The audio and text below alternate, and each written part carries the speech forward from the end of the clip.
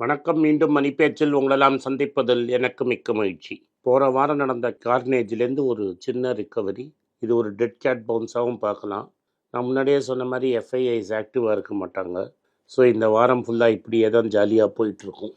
கீழே விழுதுன்னா மார்க்கெட்டு, அதுக்கு காரணம் வந்து டொமஸ்டிக் இன்ஸ்டியூஷனல் இன்வெஸ்டர்ஸ் வாங்கலைன்னு தான் அர்த்தம்.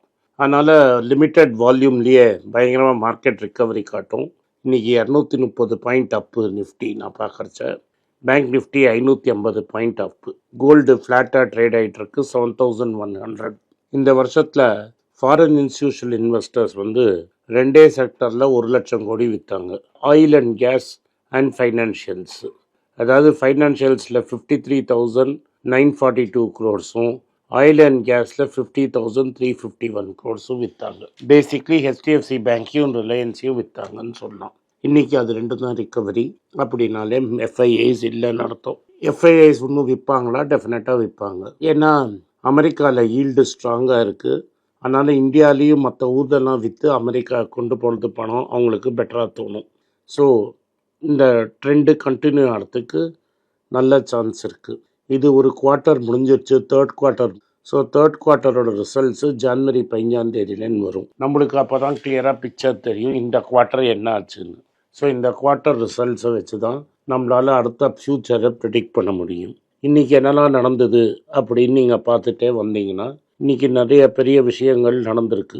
ஒன்று, அமெரிக்காவில் ஒரு இன்வெர்டட் ஈல்ட் கர்வ் வரத்துக்கு சான்ஸ் இருக்குங்கிறாங்க. அதாவது short term interest rates will go higher then long term interest rates.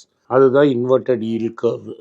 Normally long term interest rate should be higher then short term rates. அது திரும்பி ஒரு வாட்டி லாஸ்ட் இயர் ஃபுல்லாக இன்வர்ஷனில் இருந்தது, இந்த வாட்டி இன்வர்ஷனில் வரும் அப்படின்னு எதிர்பார்க்குறாங்க.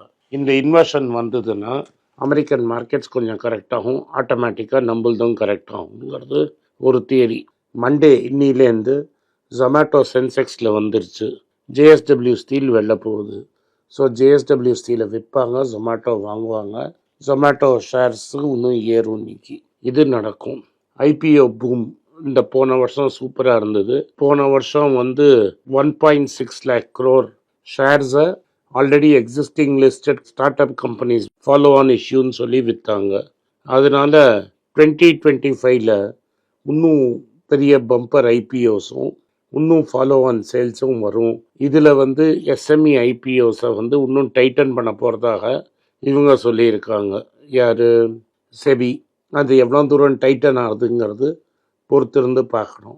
ஜென்ரலாக நான் ஐபிஓவில் இன்வெஸ்ட் பண்ணுறதே கிடையாது. போன வாட்டி டாட்டா சும்மா ட்ரை பண்ணி பார்த்தேன், எனக்கு கிடைக்கல. பஜாஜ் நான் ட்ரையே பண்ணல. அதை தவிர மற்ற எல்லா ஐபிஓவும் வேஸ்ட் ஆஃப் டைம்னு நான் உங்கள்கிட்ட முன்னாடியே சொல்லிட்டேன். ஸோ இது ஒன்று. என்ஆர்ஐஸ் வந்து என்ன பண்ணுறாங்கன்னா, முன்னெல்லாம் எவனாவது துபாயில் தங்கிட்டு வந்தான்னா ஒரு கோல்டு எடுத்துன்னு வருவான். இப்போ துபாயிலேருந்து இந்தியாவில் லார்ஜ் அமௌண்ட் ஆஃப் கோல்டு கொண்டு வர்றது அவ்வளோ ப்ராஃபிட்டபுளாக இல்லை. ப்ராஃபிட்ஸ் குறைஞ்சி போயிடுச்சு. அதனால கோல்டு ஸ்மக்லிங் ஆக்டிவிட்டி குறைஞ்சிருச்சு. இந்தியாவில் ஜுவல்லர்ஸில் டிமாண்ட் ஏறி இருக்குது. அது இனிஷியல் ஃபிகர்ஸ் எல்லாரும் போட்டதுலேருந்து தெரியும். நம்ம ஊருக்கு இந்த குவார்ட்டர் ரிசல்ட்ஸில் உங்களுக்கு டைட்டன், தங்கமயில் அண்ட் கல்யாணில் இது டெஃபினட்டாக ரிஃப்ளெக்ட் ஆகும். Increase sales. ஆனால் சில பேர் கம்ப்ளீட் லாஸஸை ஹெட்ஜ் பண்ணல. இந்த ரேட் கட்னால் வந்த லாஸஸை போன வாட்டியே காட்டல. ஸோ இந்த வாட்டி காட்டுறதுக்கும் வாய்ப்பு இருக்குது. பட் ஓவராலாக துபாயிலேருந்து வாங்கி இந்தியாவுக்கு வந்துட்டு இருந்த ஸ்மக்லிங் குறைஞ்சிருக்கு சப்ஸ்டான்ஷியலி. அதனால இப்போ என்ன ஆகும்னா, என்ஆர்ஐஸும் இந்தியாவில் வாங்குவாங்களா அப்படின்னு ஒரு மார்க்கெட்டில் ரூமரு. அக்டோபர், நவம்பர், டிசம்பரில் அவங்க வருவாங்க. NRIs buying jewellery in India திரும்பி ரிட்டர்ன் ஆச்சா? ஏன்னா இந்த கடையெல்லாம் துபாயில் இருக்கிறதுனால திரும்பி போகிறச்சா துபாயில் வாங்கிட்டு போயிடுவாங்கன்னு தான் இருந்தது. ஆனால் இப்போ வந்து டியூட்டியும் கட்ட இருக்குது. இந்தியாவில் வந்து லேபர் சார்ஜஸ் கம்மி, அதனால் இங்கே வாங்குவாங்கன்னு ஒரு எதிர்பார்ப்பு இருக்குது. எனக்கு இவங்க வாங்குவாங்களா மாட்டாங்களான்னு எனக்கு தெரியாது. பட் ஒன்லி ஓவராலாக என்ன ஆகும், நிறைய இந்தியன்ஸே துபாயிலேருந்து எடுத்துன்னு வந்துட்டு இருந்தாங்க கொஞ்சம் கொஞ்சமாக. அதே கொஞ்சம் குறையும். அதனால ஒரு பவுன்ஸ் வரும் அப்படின்னு நான் எதிர்பார்க்குறேன். அடுத்தது டூ வீலரில் என்ன ஆகிட்டுருக்குன்னா, ஸ்கூட்டரில் எஸ்பெஷலி ஐசி இன்ஜின்ஸோட சேல்ஸு 18% க்ரோ ஆகுது. ஆனால் எலக்ட்ரிக் சேல்ஸ் வந்து 36% க்ரோ ஆகுது. டபுள் தி ரேட்டு க்ரோ ஆகுது. ஏன்னா இதோட பேஸ் ஜாஸ்தி, இதோட பேஸ் சின்னது. பட் 2026 என்ன ஆகும்னு எதிர்பார்க்குறாங்கன்னா 20% வந்து எலக்ட்ரிக் ஸ்கூட்டர்ஸ் ஆகிடும். 80% தான் ஆர்டினரி ஸ்கூட்டர்ஸ் இருக்கும்னு எதிர்பார்க்குறாங்க. இதில் Bajaj, Ather, hero and TVS ரொம்ப ஸ்ட்ராங்காக இருக்கும். Ola will continue to lose market share. இதில் என்னோட மாற்று கருத்தே கிடையாது. இதை பார்க்கும்போது பஜாஜ் வந்து சேத்தக் 350ன்னு ஒரு சீரீஸ் லான்ச் பண்ணியிருக்காங்க. 351, 352, 353ன்னு. இது சீரீஸ் எல்லாமே வந்து நல்லா பண்ணியிருக்கு. 150 கிலோமீட்டர் மைலேஜ் தராங்கன்னு சொல்கிறது. அதை தவிர சார்ஜிங் வந்து 3 ஹவரில் 80% சார்ஜ் ஆகிடும் அப்படின்னு சொல்கிறாங்க. இன்றைக்கி பஜாஜ்கிட்ட வந்து 26.8% மார்க்கெட் ஷேர் இருக்குது. அது இன்னும் பெருசாக க்ரோ ஆகும்னு என்னோட எதிர்பார்ப்பு. இப்போ அவங்க என்ன சொல்கிறாங்கன்னா, நாங்கள் எக்ஸ்போர்ட் மார்க்கெட்லேயும் இந்த சேத்தக்கை இறக்க போகிறோம்னு, அண்ட் 2025 எண்டுக்குள்ளே எலக்ட்ரிக் ஆட்டோ கூட நாங்கள் எக்ஸ்போர்ட் பண்ண ஆரம்பிப்போம் அப்படின்னு ராஜீவ் பஜாஜ் சொல்லியிருக்கிறார். ஸோ பேசிக்லி அவர் என்ன சொல்கிறாருன்னா, நாங்கள் எலக்ட்ரிக் 2 வீலரை நாங்கள் எக்ஸ்பேண்ட் பண்ண போகிறோம் பிஸ்னஸை அப்படின்னு தெளிவாக சொல்கிறாரு. இப்போதைக்கு எங்கள் ஃபெசிலிட்டியில் 40,000 ஸ்கூட்டர் ஒரு மாதத்துக்கு பண்ணலாம். அதை நாங்கள் ரேம்ப் அப் பண்ணி 60,000 ஸ்கூட்டர் வரைக்கும் ஃபெசிலிட்டி ஆக்கிடுவோம். ஸோ ஓவராலாக ஒரு மாதத்துக்கு 60,000 பஜாஜ் சேத்தக் ஸ்கூட்டர்ஸ் விற்போம் அப்படின்னு தெளிவாக சொல்லிட்டாரு. இது வந்து ஓலாவுக்கு ரொம்ப பேட் நியூஸு. ஓலாவை ஹெவி ப்ரெஷர் போடும்.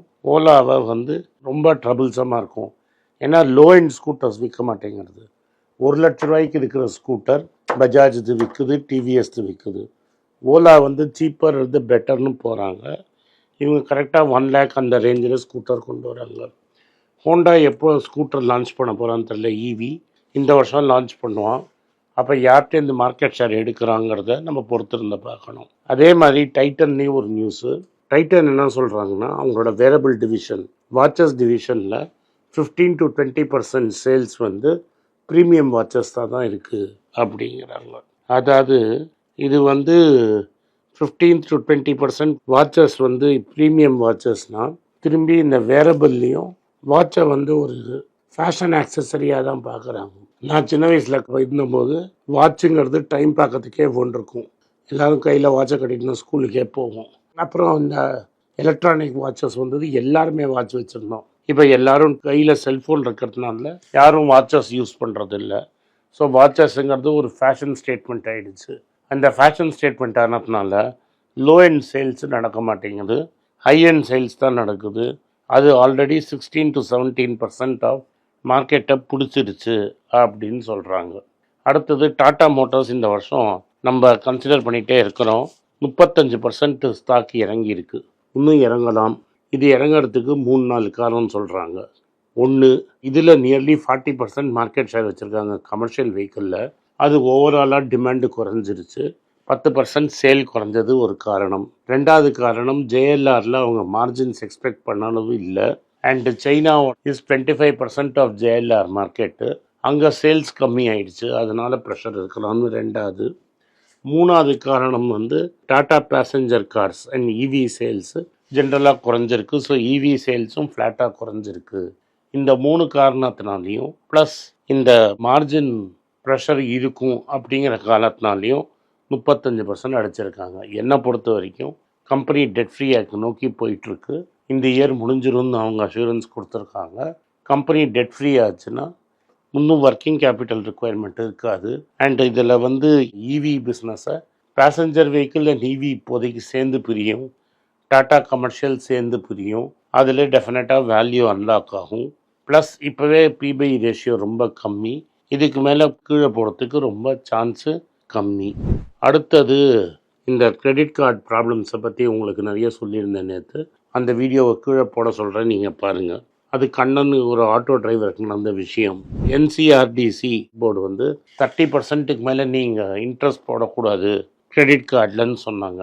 அந்த ஆர்டரை சேலஞ்ச் பண்ணி இந்த கிரெடிட் கார்டு கம்பெனிலாம் சுப்ரீம் கோர்ட் போயிருந்தாங்க.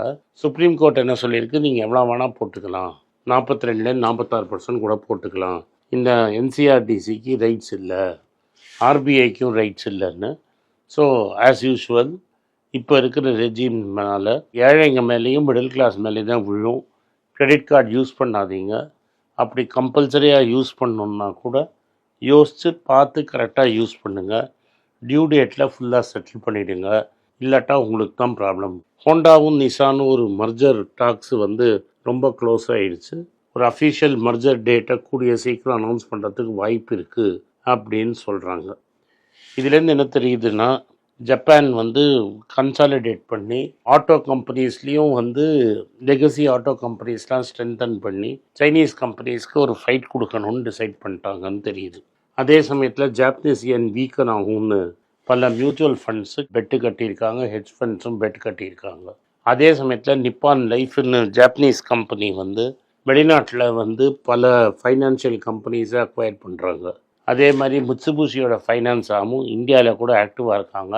ஹெச்டிபி ஃபைனான்ஷியல் சர்வீசஸ்னு ஹெச்டிஎஃப்சியோட ஒரு நான் பேங்கிங் ஃபைனான்ஸ் கம்பெனியில் பெருசாக இன்வெஸ்ட் பண்ணுறதுக்கு டிஸ்கஷன்ஸில் இருக்காங்க. ஸோ இதுதான் இன்றைக்கி செய்தி. இந்த மார்க்கெட்டில் வந்து நம்ம பட்டாஸ் லிஸ்ட் எடுத்துக்கோங்க. எது பெட்டராக இருக்கோ அந்த சான்ஸை பாருங்கள்.